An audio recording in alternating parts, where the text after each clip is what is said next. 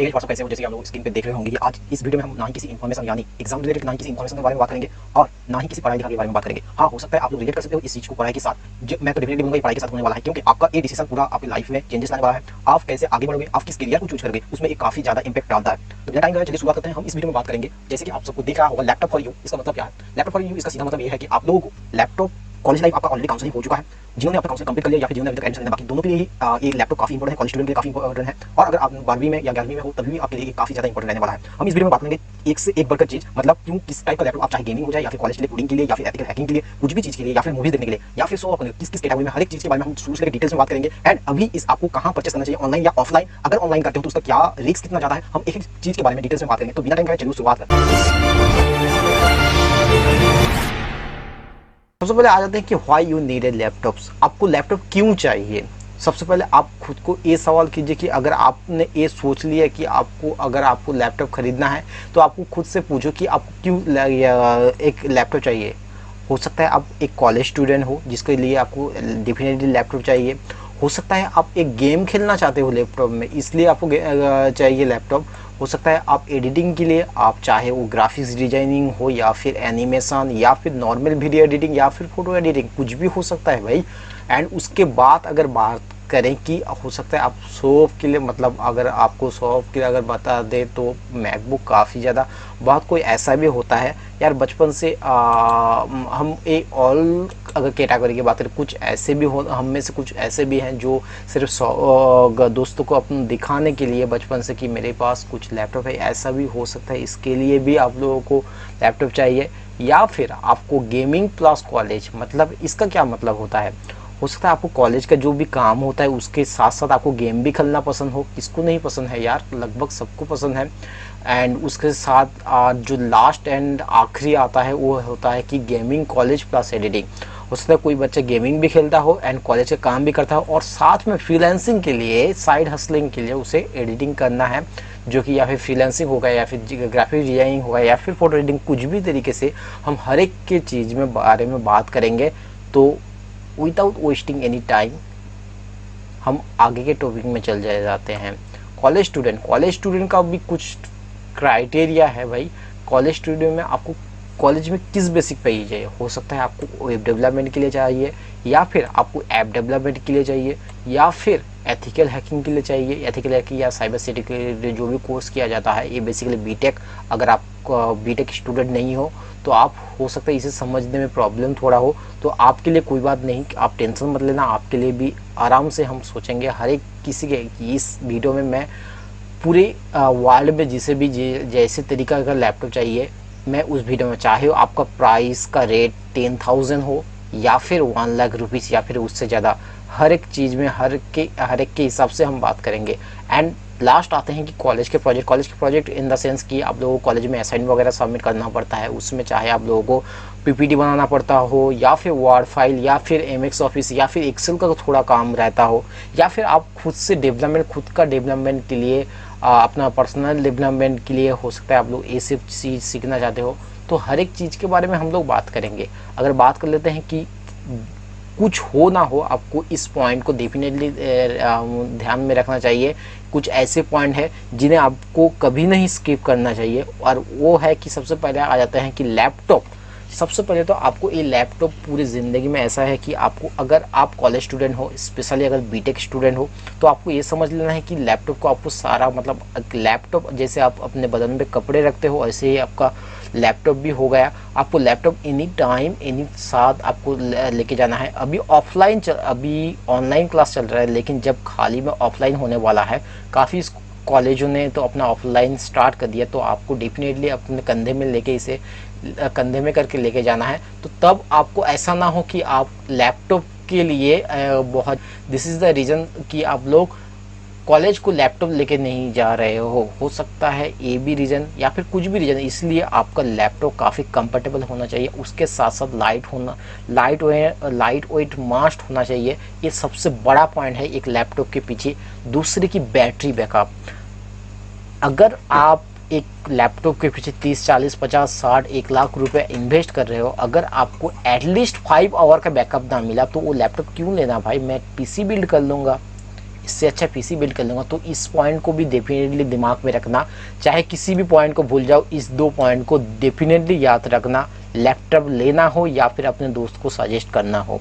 उसके बाद आ जाते हैं कि बैकलाइट कीबोर्ड। बैकलाइट कीबोर्ड का मतलब क्या होता है? आपने अगर अपने भैया या फिर दी या फिर किसी को भी यूज करते होगा, या फिर आपने किसी सीनियर को यूज करते देखा होगा कि कुछ लैपटॉप ऐसा होता है जिसमें कीबोर्ड में लाइट जलता हो, और कुछ लैपटॉप ऐसा होता है जिसमें कोई लाइट नहीं जलता हो। मैं लैपटॉप के बारे में बात कर रहा हूँ, जो एक्सटेंड जो कीबोर्ड होता है उसके बारे में नहीं। तो मैं आपको रिकमेंड करूँगा कि आपको डेफिनेटली बैकलाइट कीबोर्ड लेना चाहिए। अब ऐसा क्यों? सबसे पहले आ जाता है कि ऐसा हम में से बहुत सारे हैं कि लैपटॉप या फिर कंप्यूटर या फिर कीबोर्ड के साथ नए नए रूबरू हो रहे हैं। हो सकता है उनका टाइपिंग स्पीड उतना ज़्यादा अच्छा नहीं है, या फिर 99.99% अगर आपका 12+2 में बहुत ज़्यादा अगर आपका कंप्यूटर था भी या फिर आप यूज भी करते हो तो उतना ज़्यादा आप फास्ट नहीं हो। अभी भी आपको देख के, फॉर एग्जांपल अगर मेरी बात करो तो मैं बिना देखे भी टाइप कर सकता हूँ, लेकिन अगर आपकी बात करें, ये काफ़ी मायने में ये हर किसी को सीखना चाहिए जितना हो सके। अगर आपको बिना देखे टाइप करना, ये one of the greatest talent माना जाता है, मतलब एटलीस्ट मैं तो मानता हूँ। तो और उसके साथ साथ आपका स्पीड भी होना चाहिए। लेकिन जब आप नए इस फील्ड में आते हो तो आपको किस वार्ड कहाँ पे है, पोजीशन सही से नहीं आता। हो सकता है आप लोग रात भर आपको कोडिंग करना पड़ता है। अगर आप बीटेक स्टूडेंट तो आपको रात भर के कोडिंग करना पड़ेगा। तब ऐसे तो नहीं है कि आपको कोडिंग करने के लिए सिर्फ आप पूरा लाइट जला के, पूरा रूम का लाइट जला के आपको कोडिंग करना हो।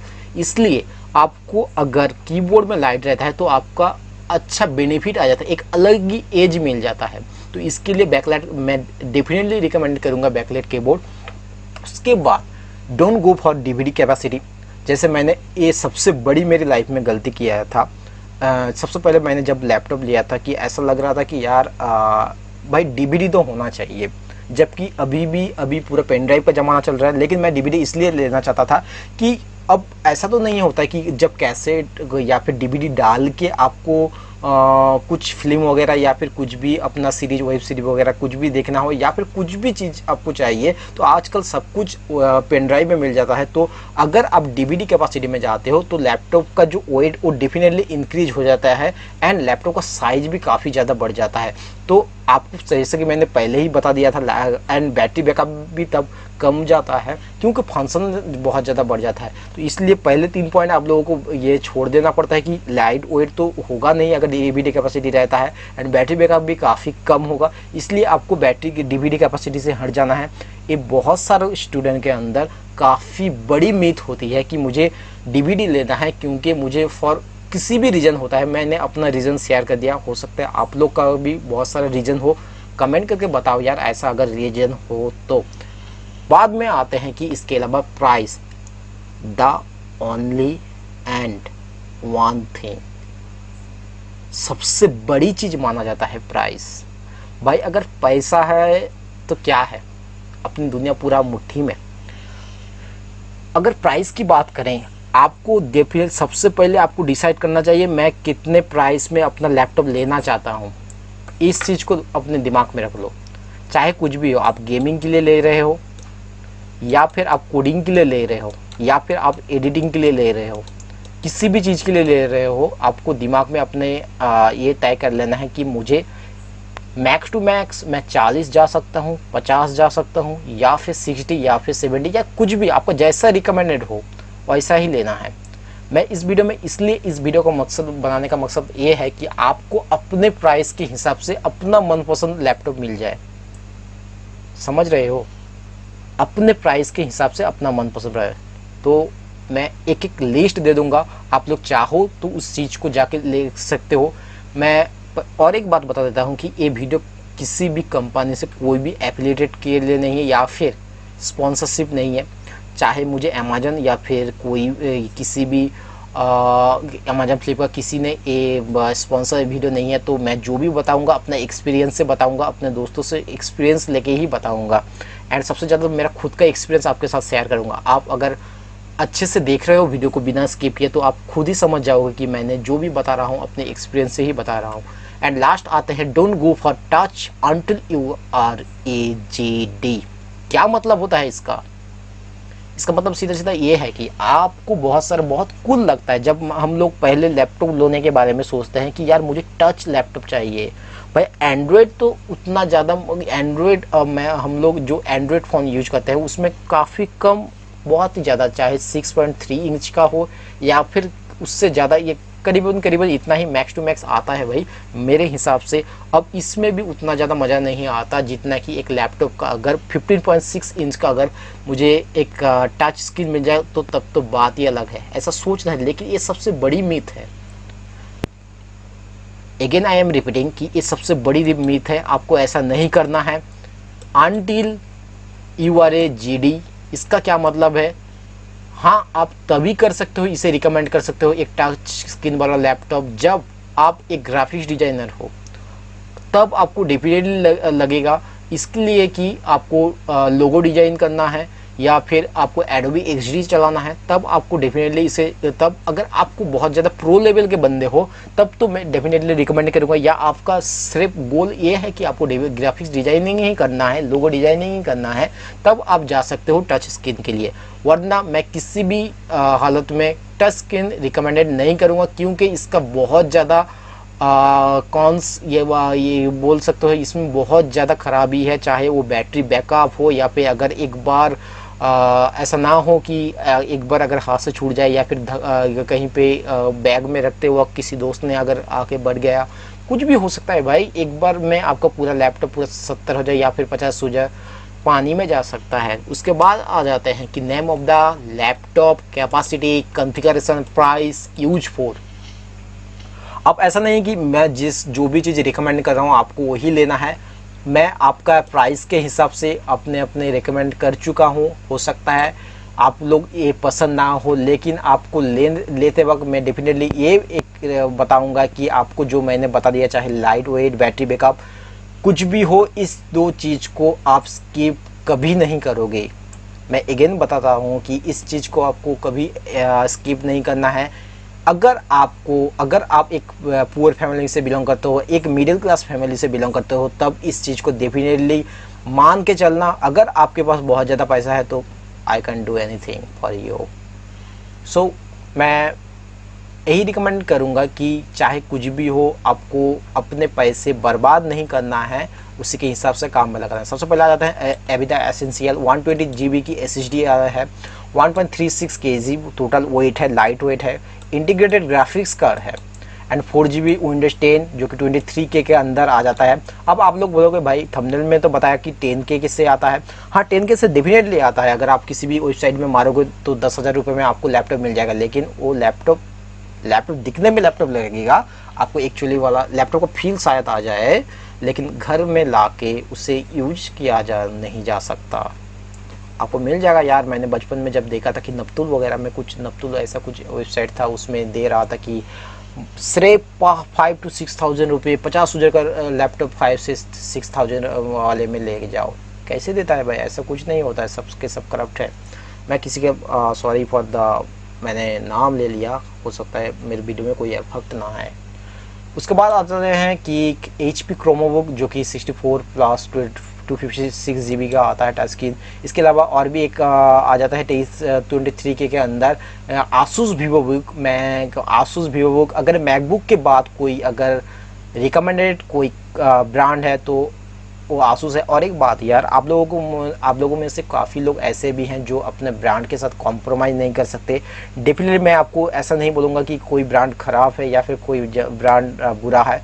मैं इस वीडियो को एक ही मकसद से बना रहा हूँ कि आपका पैसा ना बर्बाद हो, पहली बात। दूसरी बात, लैपटॉप जो सही है, मतलब बैटरी बैकअप, लाइट वेट, इसके हिसाब से मैं आपको इस वीडियो को रिकमेंड कर रहा हूँ। लेकिन अगर आप चाहते हो कि मुझे यही ब्रांड लेना है तो आप डेफिनेटली जा सकते हो।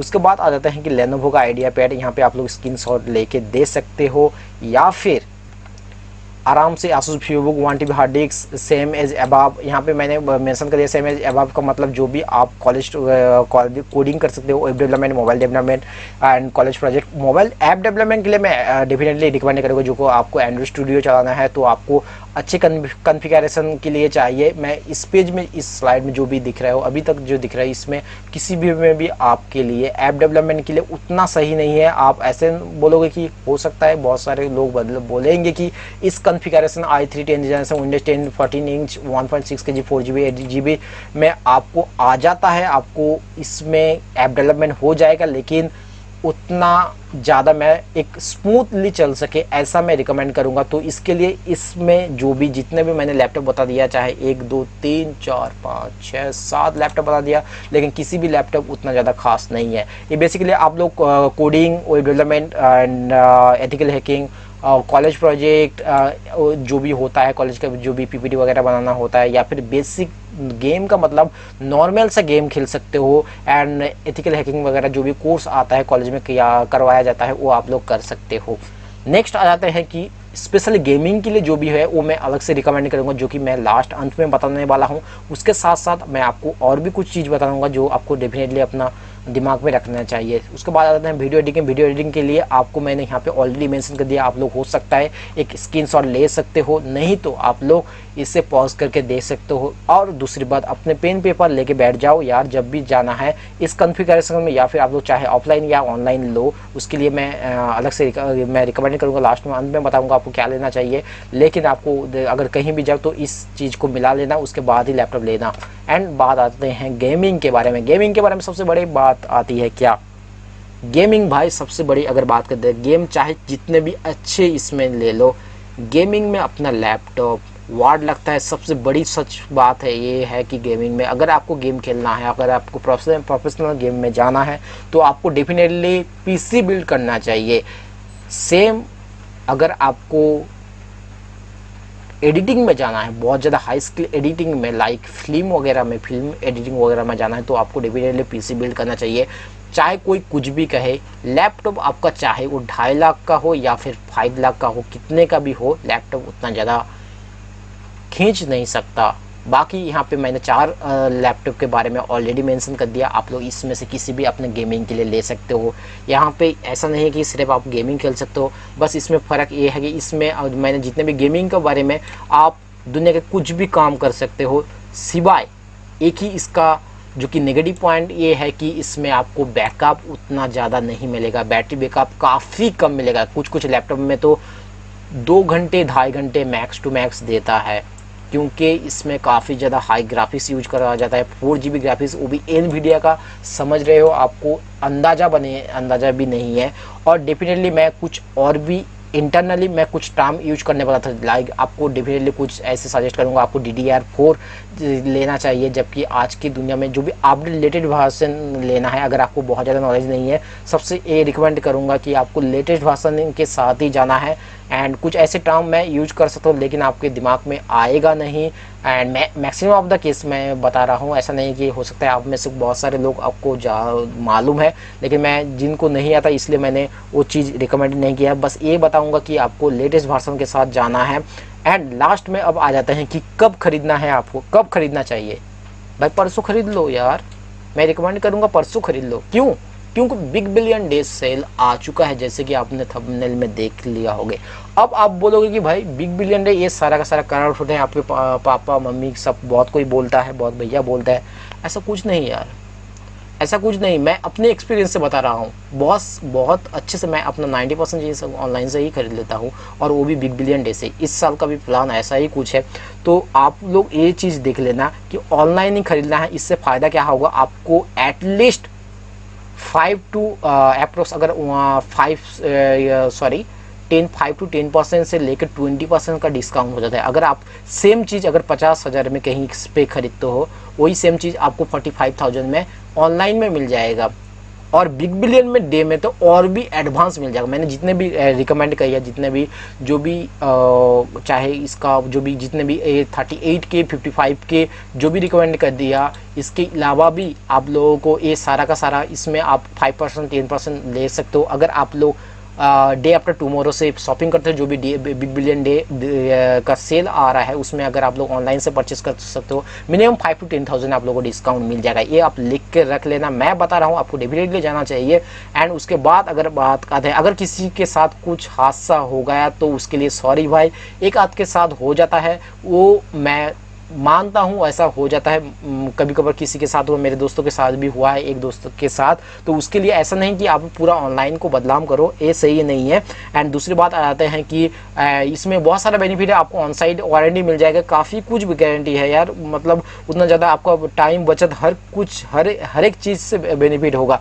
और लास्ट में आप लोगों को बता देते हैं कि आपको इसके अलावा अगर 50 to 60,000 आप जा ही रहे हो तो आप डेफिनेटली जाओ। अगर आपका गेम खेलना मकसद नहीं है तो आप डेफिनेटली आप मैकबुक में जाओ, अगर मैकबुक नहीं जाओगे उसके बाद आसूस में आ जाओ। मैं डेफिनेटली रिकमेंड करूंगा, अगर आप कुछ इन्वेस्ट करना चाहते हो 50 to 60,000 के से ज़्यादा, तो 60 to 1 लाख के अंदर काफ़ी सारा मैकबुक आ जाता है, उसमें आप लोग रिकमेंड कर सकते हो। इसके अलावा आपको पीसी में अगर कुछ चाहिए, पीसी कैसे बिल्ड करना है, तो उसके लिए भी मैं अलग से वीडियो बना दूंगा अगर आपका मांग रहा तो। इसके बाद आ जाते हैं कि आपको खरीदने के बाद कुछ चीज़ इंपॉर्टेंट देखना चाहिए। सबसे पहले तो माइक्रोसॉफ्ट ऑफिस प्री इंस्टॉल होना चाहिए। ऐसा बहुत सारे हो सकता है कि आपको माइक्रोसॉफ्ट ऑफिस नहीं हो, डॉग वर्जन दे दिया हो, तो इस चीज़ को आपको डेफिनेटली देख लेना चाहिए डिटेल्स में जाके।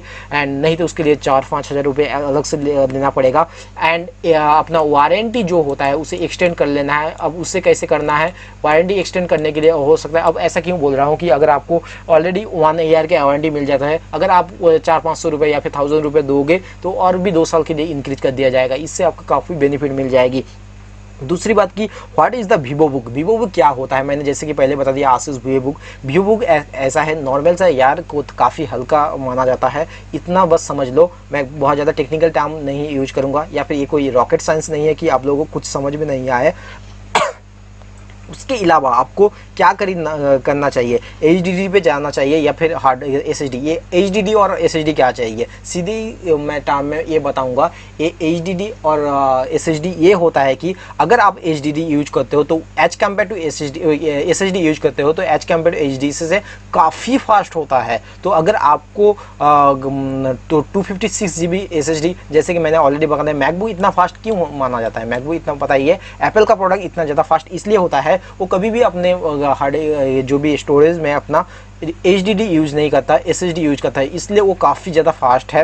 एंड बाकी आते हैं कि जो इसके अलावा भी आपने कुछ रेकमेंड नहीं किया, चाहे रेडमी हो, अभिदा हो, एंड नोकिया प्योर बुक और बाकी सारे HP पेविलियन, डेल HP, ये सब आपने क्यों रिकमेंड नहीं किया। तो सीधी सी ये बात है भैया कि आपको मैं रिकमेंड, अगर आपको किसी ब्रांड के साथ बहुत ज़्यादा लगा भाई, आप डेफिनेटली जा सकते हो, लेकिन आपको अगर सही बैटरी बैकअप चाहिए और अपने प्राइस के हिसाब से हटना चाहिए और अपने काम से मतलब रखना चाहिए, तो मैं ये जो भी मैंने रिकमेंड करना था वो अपने रिकमेंड कर दूंगा, कर दिया है ऑलरेडी। तो थैंक यू सो मच, आज के लिए इतना ही। मैं सारा का सारा डिटेल्स ऐड कर चुका हूँ, मैं उम्मीद करता हूँ कोई डिटेल्स छूटा नहीं है। अगर फिर भी कोई डिटेल्स छूट गया है तो आप कमेंट करके बता सकते हो। थैंक यू सो मच, आज के लिए इतना ही, लेते हैं अलविदा, अगले वीडियो में फिर से मिलेंगे, तब तक के लिए बाय।